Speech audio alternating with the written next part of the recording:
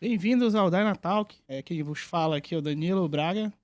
A gente está direto aqui do evento do Dyna Summit e hoje nós vamos entrevistar e vamos falar um pouco sobre inteligência artificial no contexto do dia a dia aqui na manutenção.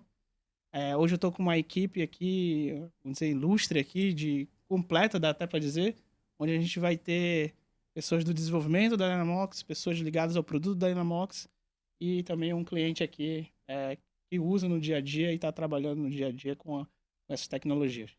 Eu vou começar me apresentando aqui, sou Danilo Braga, sou especialista em análise de vibração, trabalho no dia a dia aí com o desenvolvimento do produto e com esses assuntos relacionados a IA, né, desenvolvimento de novos produtos relacionados a IA também. Eu vou passar aqui para vocês aí, começando aqui pelo Cristiano. Obrigado, Danilo. Eu sou o Cristiano.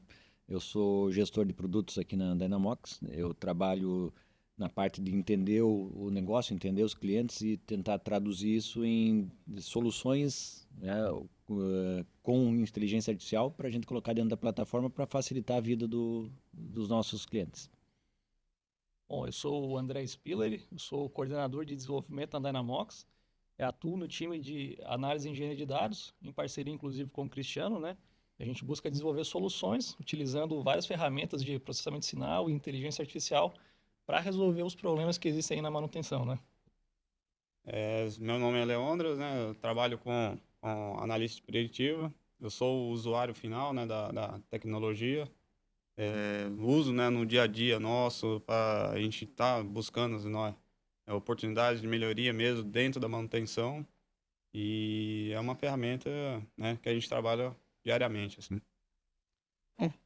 Passado esse momento de introdução, acho que deu para ver que todo mundo tem, de certa forma, um contato com essa temática, né? Então, hoje o tema principal é o uso da IA no contexto da manutenção.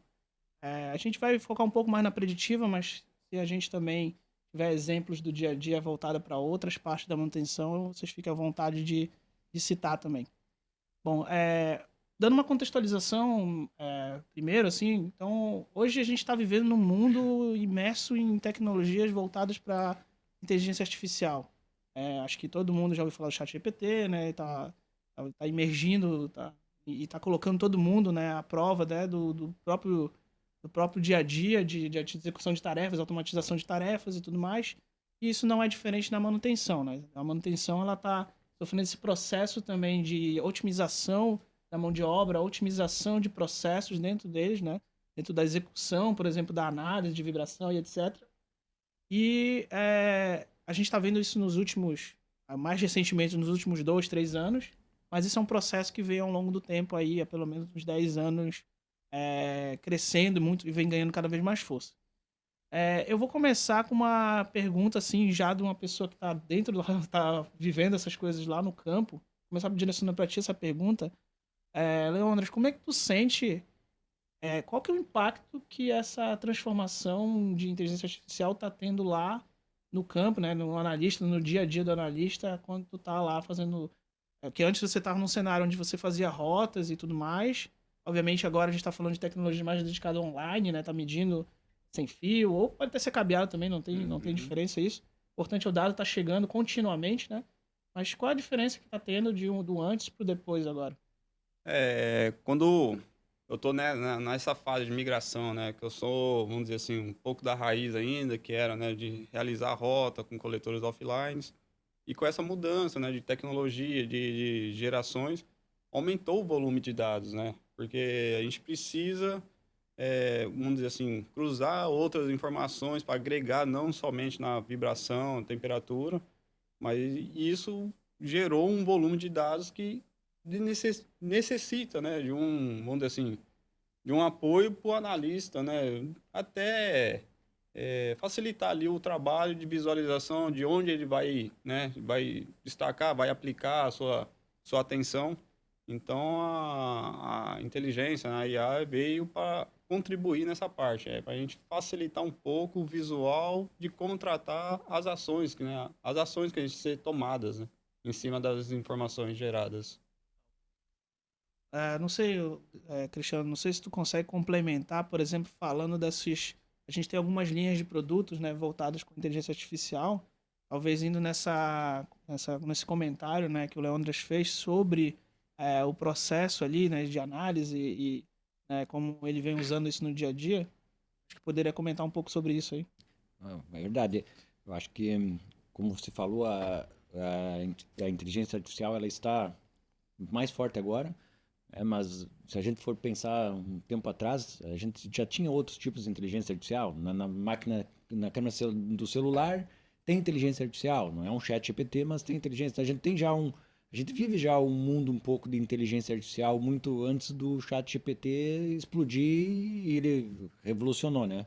No nosso lado, você falou muito bem essa questão de grande quantidade de dados, e cada vez mais a gente digitalizando esses equipamentos, a gente vai ter muito mais dado, e humanamente a gente sabe que a gente não consegue analisar tanto dado tão rápido quanto um equipamento, um computador consegue fazer esse processamento acelerado, né?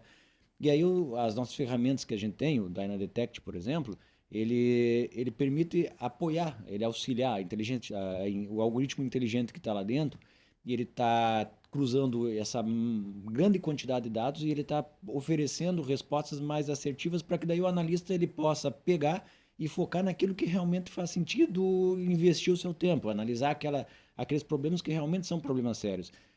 E aí o produto ele acaba, a inteligência ela acaba auxiliando, ela apoia o profissional no trabalho do dia a dia dele e ela não é um substituto do profissional, né? Legal. Esse ponto de vista é bem interessante, né? Tipo, não, eu escuto muito toda a discussão que acaba falando sobre IA, cai naquele problema de, eu vou perder meu emprego para IA. Exato. Isso, a gente sabe que isso é uma falácia, né? Não é assim que funciona. Muito pelo contrário, é um processo de otimização do dia a dia, né? Agora, Spiller, André Spiller, né? O dia a dia, né? Que a gente fala. Já vai no nome de guerra. Mas, como é que, assim, em números, né? Eu acho que é bem legal isso que o Cristiano falou, e daí puxando já um gancho para um pouco de números do que a gente já vem colhendo ali dos nossos insights do uso das ferramentas. A gente discute muito isso, né? Pô, como está impactando isso? Falando da quantidade de dados, mas lembrando ali do desenvolvimento que a gente está tendo, a gente consegue metrificar mais ou menos quanto. Eu lembro que a gente tinha uns números bem grandes, assim, bem macro, né? O número de dados que a gente estava processando por dia, né? Por quantos laudos a gente gerava por dia, quantos. Tu consegue dar uma ideia assim de número para a gente já lançar aqui uma. Não, com certeza, é uma volumetria bem expressiva, né? Tem toda a parte dos dados que estão chegando diariamente na plataforma, né? Então a gente está falando aí de 200 milhões de dados entrando diariamente na plataforma que tem que passar por algum tipo de processamento, né?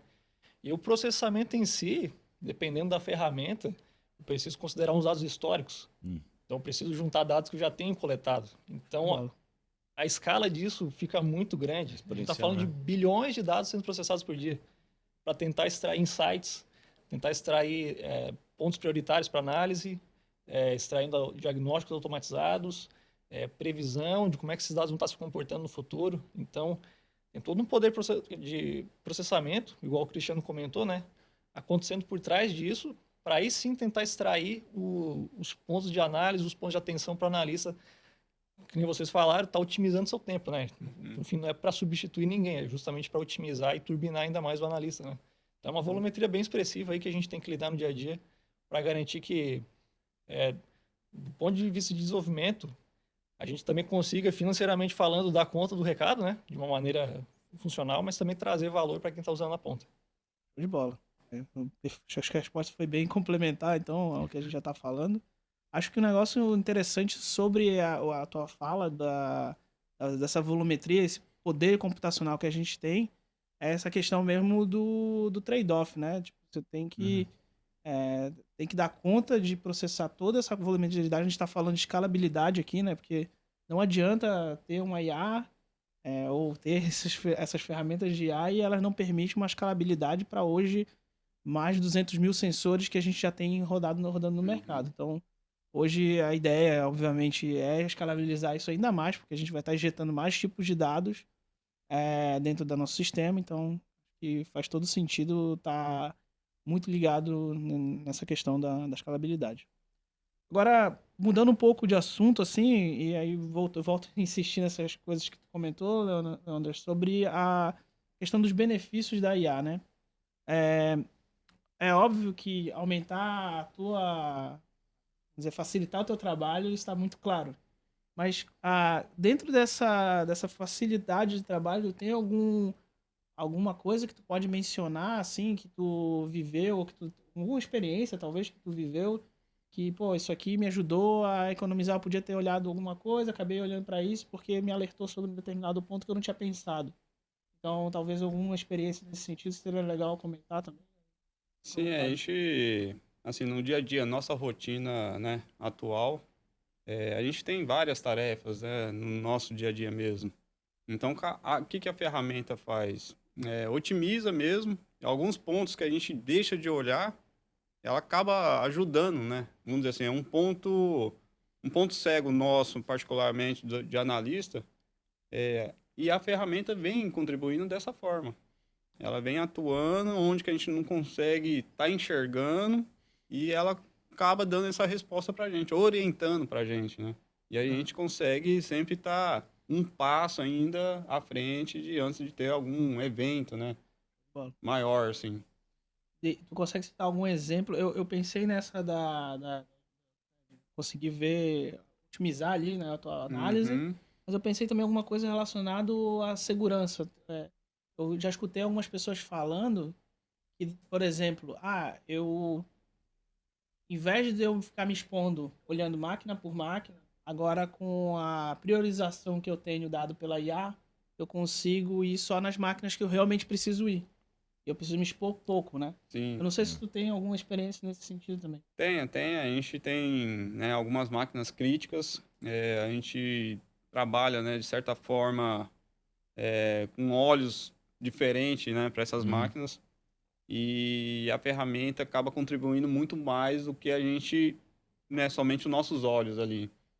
E a gente teve alguns eventos que conseguiu antecipar, né, uma eventualidade e foi tudo em contribuição disso mesmo, de ter uma previsibilidade, a gente, né, programar até uma intervenção, né, uma parada da máquina com intervenção tudo dentro do esperado.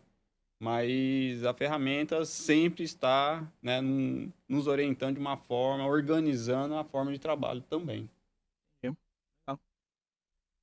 Eu vou aproveitar já, puxar uma pergunta mais para agora para o lado do desenvolvimento relacionado à qualidade assim que a gente está tentando adotar, né, para desenvolver isso. É, também, né, assumindo que a gente tem esse compromisso com desenvolver a ferramenta, vamos dizer assim, da melhor forma possível para manter ela estável, para manter ela entregando e ela não para, né? Tipo, ela tem que estar online o tempo todo, até porque não dá para esperar, não dá para. Uhum. A gente nunca sabe o que pode acontecer logo depois de uma coleta chegando, né? Aí o Spirit, não sei, tu poderia comentar alguma coisa sobre essa questão? Vamos voltar assim mais pro lado de é, padrões que a gente adota, como funciona a ferramenta, talvez seguindo essa questão da padronização que a gente criou, né, para que ela funcione sempre de uma maneira estável, assim. Aham. É, no fim do dia, é um desenvolvimento de software, né? Então, a gente entrega todas essas ferramentas por meio de software. Então, os padrões que já existem no desenvolvimento de software, a gente segue. Só que, além disso, aí não é só software, né? Tem muito processamento embarcado nisso, né? Tem muitas ferramentas de processamento de dados, muita análise. Então, as pessoas que estão trabalhando nisso também são altamente capacitadas, né? Tem uma bagagem muito grande para conseguir entregar, unir esses dois mundos, né? Que é bem difícil de conciliar. E é uma novidade também, né? Antigamente não tinha muito disso de software processando esse volume de dados e estando disponível para a pessoa no navegador dela sem ter que instalar nada, por exemplo, né? Então tem que seguir esses padrões de boas práticas, tanto no lado do desenvolvimento e também na ciência de dados, né? Então, coletar esses dados, armazenar de maneira segura, como a gente tem as nossas certificações, né? Trabalhar em cima desse dado, filtrando o que é relevante, buscando entender também o comportamento desse dado, porque no fim do dia a gente está monitorando tanta coisa diferente agora que para a gente também tem bastante novidade, né? Então também está conversando Isso. com as pessoas que conhecem esses ativos, que conhecem muito melhor do que a gente, para tentar entender esses padrões, né? Para ver se eles estão, se é um comportamento esperado dessa máquina ou se ele não é, se é realmente uma falha, para colocar isso na forma de uma ferramenta e aí sim automatizar o trabalho dela, né? Concorda, Bom, Cristiano? concordo. Acho que esse é o ponto principal, né? Você não ter uma inteligência muito abrangente, onde talvez ela não consegue entender muito bem máquinas. É tão genérica que ela não consiga mais nem identificar, E né? acaba entregando do mesmo jeito o problema para o analista, porque ele vai ter uma informação que ele precisa de novo entender qual é a máquina para entender o que está acontecendo naquela máquina. E quando a gente começa a construir modelos um pouco mais especialistas, onde ele conhece um pouco mais a máquina, a gente também está tendo uma inteligência mais assertiva para dar informação para o analista, né? Eu acho que esse é o ponto importante. Talvez é o que separa um pouco esse mundo agora de IAs na área de manutenção, né? Tem sempre uma mais generalista e a gente está indo mais para o caminho especialista. Exatamente. Bacana, legal, muito bom ouvir isso. Tem uma coisa que eu esperava até que tu fosse usar na colocação, que faz parte dessa nossa maneira de pensar o modelo, né, de desenvolver o modelo dentro da Dynamox, que é aquela questão de tudo ainda ser fisicamente explicável. A gente já conversou muito sobre isso. Sim, sim. Eu queria que tu falasse um pouco sobre isso, que eu acho que tem um apelo muito forte para quem talvez tenha um pouco de dúvida, às vezes falar IA fica um negócio caixa preta, né? O que tem ali dentro, o que está acontecendo ali dentro? Então, fica à vontade. Eu gosto de pensar nas IAs generativas, quando explodiram os chatbots, e trazia muita informação, né? Mas não falava a fonte. Então, tu não sabia de onde é que vinha aquela informação, se era uma espécie de alucinação da IA, né? Hoje em dia, não. Todas elas trazem a fonte que foi utilizada para gerar essa informação, né? Do nosso lado, também a gente busca dar essa explicação. Então, o Detect tem muito disso, né? Ele detecta as falhas e explica como que ele detectou. Então, se o analista quiser verificar se é realmente esse o problema, ele consegue reproduzir usando as ferramentas que tem disponível para tentar chegar no mesmo diagnóstico, né? Exato. E ele pode confirmar, também pode rejeitar. A gente vai aceitar isso na forma de feedback para conseguir trazer ferramentas melhores ainda. E melhorar o algoritmo, né? Exatamente. Legal demais. E aí, aproveitando já que a gente voltou para o Detect, aonde mais a gente está vendo essa aplicação lá no sistema? Assim, a gente tem lá obviamente, a ferramenta disponível, né, para o cara poder acessar, mas a gente está vendo cada vez mais todo mundo pedindo para integrar em outras coisas, né? Pegar o Detect, colocar em outro lugar. Isso, a gente tem várias vertentes nesse mundo que a gente pode avançar. Até é um assunto que a gente vai falar mais à frente. Tanto trazer inteligência para ela melhorar o uso da ferramenta, para que o analista consiga otimizar melhor a ferramenta e os algoritmos darem essas sugestões de melhoria, como melhorar a própria ferramenta, né?